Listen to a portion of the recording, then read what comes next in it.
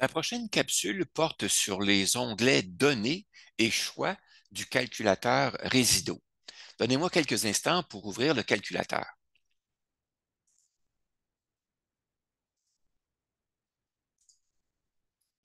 Vous devriez voir à l'écran l'onglet Données du calculateur Résido. Vous voyez qu'il s'agit d'une base de données qui contient plusieurs informations euh, qui sont listées par ligne. Alors, ligne par ligne, vous avez des informations qui sont listées. Alors, quelles sont ces informations-là? Ces informations-là proviennent du rapport sur les résidences qui sont produits par la SCHL. Ce sont les données, les dernières données disponibles qui correspondent à l'année 2021 et les données qui sont inscrites dans les colonnes A jusqu'à E permettent de sélectionner un territoire ou un type de logement ou un type de place. Alors, vous avez donc dans la colonne B la région, colonne C le territoire, le type de résidence et le type de logement dans la colonne E. Dans les colonnes qui suivent, ce qu'on a, ce sont des informations de type quantitatif, c'est-à-dire ce sont le prix des logements, le prix moyen des logements pour chacun des territoires mentionnés à raison d'un territoire par ligne. Alors, pour les appartements qui sont listés dans la base de données, donc on a dans les premières colonnes, les colonnes F jusqu'à I, on a les informations pour les places standards, on a le prix des loyers pour une chambre individuelle, colonne F, studio, appartement à une chambre et appartement à deux chambres. Dans les colonnes suivantes, ce qu'on a, c'est le taux moyen d'augmentation annuelle pour chacun de ces territoires-là, et également pour chacun des types de logements. Donc, pour chambre individuelle, studio, appartement à une chambre, appartement à deux chambres. Donc, c'est le taux annuel moyen d'augmentation pour les 5 dernières années, donc de 2017 à 2021. Ce sont les taux qui sont calculés à partir de la base de données de la SCHL. Et dans les colonnes suivantes, de N jusqu'à la colonne euh, jusqu'à la colonne M, donc de N à M, ce qu'on a, ce sont les taux d'augmentation annuelle moyen. Oui, c'est ça. Les taux d'augmentation annuelle moyen et les colonnes N euh, jusqu'à Q, ce sont les taux d'inoccupation des places standards que l'on voit.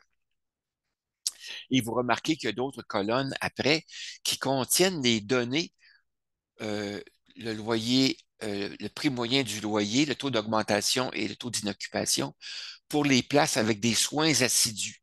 Donc, ces taux-là, les montants vont être répertoriés seulement pour les résidences de la fin de la base de données qui correspondent aux résidences qui offrent des places avec soins assidus seulement. Alors voilà, c'est comme ça que ça fonctionne. Maintenant, dans la base de données, je vais diminuer un peu la taille des caractères. Dans la base de données, vous voyez qu'il y a certaines lignes pour lesquelles on a des astérisques ou encore on a des montants. Lorsqu'il y a des astérisques, c'est que pour le territoire en question, pour le type de place en question, la base de données ne contient pas suffisamment de données, donc la SCHL a préféré inscrire des astérisques plutôt que de donner des montants exacts. Alors, ça fait en sorte que si on a choisi un territoire qui avait comme résultat des astérisques, ben, on n'aura pas l'information disponible. Alors, il faut donc choisir des territoires qui contiennent des vraies données, des données qui sont numériques et qui sont utilisables. Alors maintenant, l'onglet Données contient tous ces territoires-là. Comment devrez-vous utiliser cet onglet-là? Alors, vous devez remarquer que les territoires sont listés par ordre de numéro de territoire. Et comme on a vu dans le guide de choix d'un territoire, les territoires dont les numéros sont de 1 à 120 portent sur les résidences avec ou sans certification, donc toutes les résidences. Les résidences qui portent les numéros 201 à 281 sont des résidences avec place certifiée et 401 et plus, ce sont les résidences avec soins assidus. Donc, dans la base de données, vous devriez retrouver également les mêmes informations. Donc, à partir de 1 jusqu'à la résidence numéro 119 ici, ce sont toutes les résidences qui sont considérées, qui offrent des places standards. Maintenant, les résidences certifiées commencent à 201. Toutes les résidences certifiées correspondent aux places avec 201 jusqu'à 280, quelque chose comme ça. 281, ce sont les résidences certifiées. Et par la suite, les résidences 401 et suivantes, ce sont toutes les résidences qui offrent des places avec soins assidus. Alors, ce que vous devez faire dans l'onglet Données, vous devez dans un premier temps choisir la région et le territoire qui vous intéresse pour habiter dans une résidence lorsque vous serez rendu à l'âge où vous choisirez d'habiter dans une RPA. Donc, on va prendre un exemple. Le, dans Résido, vous aurez à inscrire ces informations-là dans l'onglet Choix, mais aussi ce sera reflété dans l'onglet Période. Alors, vous voyez que nous, ce qu'on a choisi, c'est d'habiter dans une résidence pour les périodes 3, 4 et 5. Période 3, 4 et 5, on choisit d'habiter dans une résidence. Période 3, résidence avec ou sans certification, donc toutes les résidences. Pour la période numéro 4, résidence certifiée, donc résidence 2. Et pour la période 5, résidence avec soins assidus, période 3. Et vous voyez que les territoires qui ont été choisis dans l'exemple qui est déjà présenté, ce sont les territoires 6, 204 et 403 qui ont été choisis. Maintenant, ces choix-là sont inscrits où? Ils sont inscrits dans l'onglet Choix. Ils sont inscrits ici dans l'onglet Choix. Alors, vous voyez, pour la période numéro 3, la résidence numéro 6 a été choisie, qui correspond au territoire de l'île de Montréal, tout type de résidence, type de place standard, appartement à 2 chambres. Et pour la période numéro 4, ce qui a été choisi, c'est le territoire numéro 204, la RMR de Montréal, type de résidence certifiée, et c'est appartement à 1 chambre. Alors, vous voyez que les informations sont inscrites. Si on choisissait, par exemple, ici, appartement à 2 chambres, vous verriez que les montants changeraient ici, les montants. Voilà. Alors, donc, vous voyez que c'est assez facile. Vous avez à choisir dans l'onglet Choix. Vous avez à inscrire le numéro de la période, colonne A. Dans la colonne B, vous inscrivez le numéro du territoire que vous avez choisi d'habiter pour cette période-là et vous avez à inscrire le type de logement à l'aide de la liste déroulante, soit chambre individuelle, studio, appartement une chambre, appartement deux chambres ou indéterminé. Dans le cas d'une résidence avec soins assidus, ce sera toujours un type de logement indéterminé.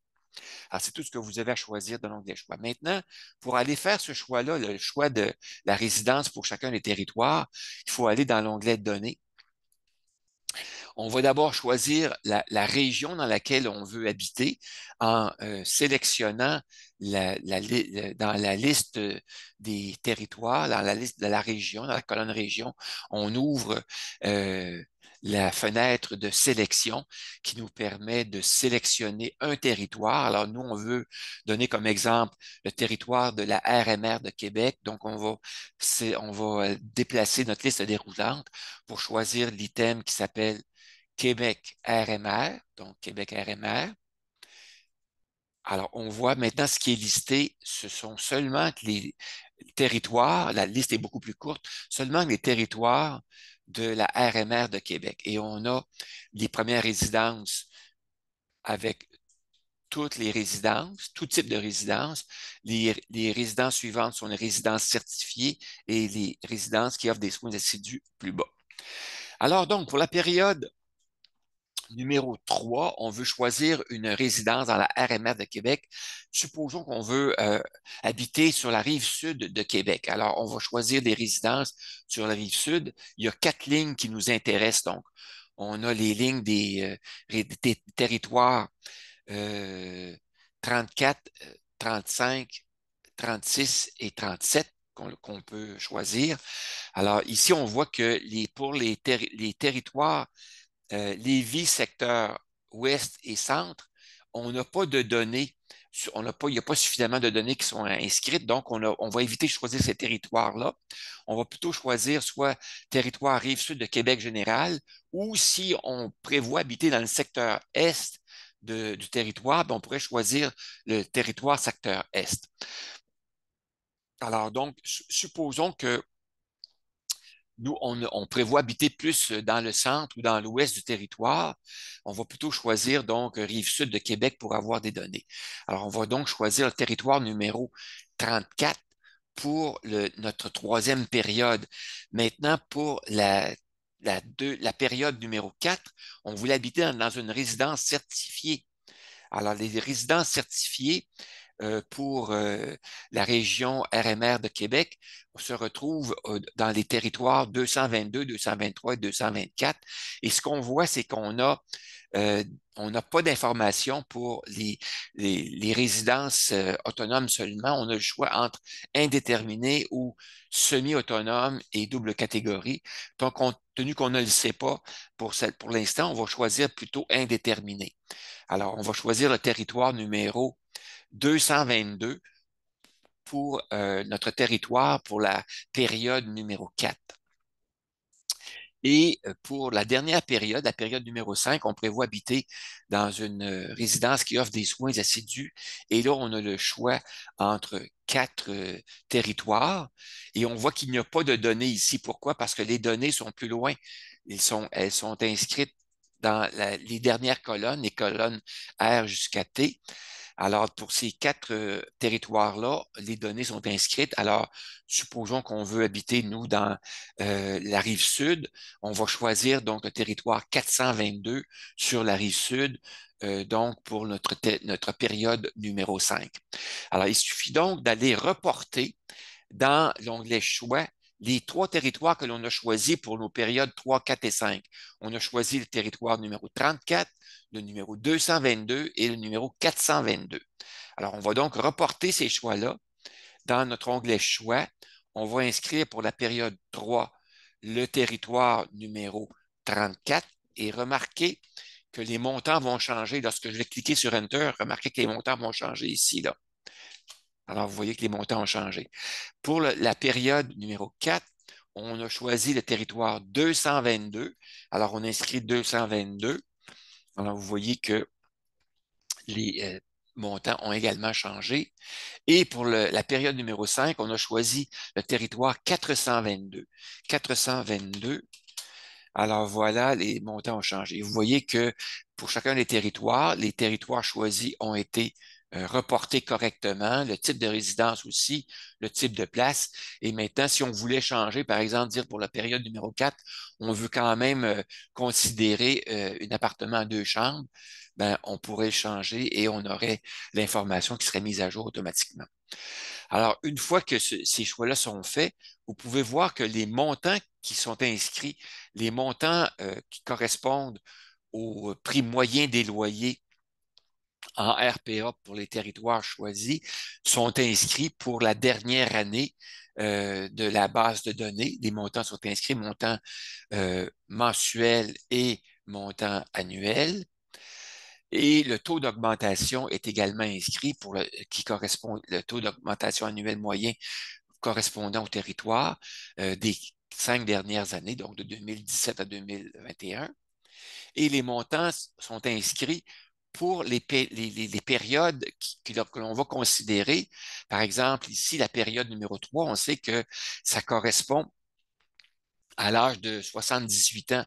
Alors, vous voyez que les montants vont s'inscrire à partir de l'année 2021, vont être indexés selon le coût qui a été le taux annuel d'augmentation qui a été inscrit. Pour la période numéro 3, c'est la résidence numéro 34 et le taux d'augmentation annuel est de 3,8 et les montants indexés Donc, le 31 776 correspond au montant annuel de l'année 2021 de la base de données et il va s'indexer annuellement. Et lorsqu'on sera rendu à 78 ans, bien, ces montants-là, on pourra les recopier dans notre logiciel, dans notre logiciel Marathon, notre calculateur Marathon. On pourra recopier ces montants-là, tout simplement. Et ces montants-là, d'ailleurs, vont être retranscrits automatiquement dans le montant du loyer va être retranscrit aux bonnes années, aux années correspondantes, dans l'onglet budget du calculateur Résido. Donc, lorsque vous aurez terminé vos choix, vous cliquez sur le bouton Inscrire le loyer dans le budget et ces montants-là, ici, vont être reportés aux bonnes années dans l'onglet budget et ce sera donc plus facile pour vous d'aller constater le budget dans l'onglet budget. Alors, vous voyez aussi qu'il y a un graphique qui présente la projection du prix des loyers que l'on a considéré, que l'on a choisi pour les 3 périodes. Ces montants-là sont choisis. Alors, vous voyez en rouge la progression du montant annuel de loyer pour la résidence, le territoire numéro 34 en rouge, territoire numéro 222 en bleu et territoire en mauve, territoire numéro 422. Alors, vous voyez la progression des prix qui est assez importante. Alors, voilà, c'était la présentation des onglets données et choix du calculateur Résido.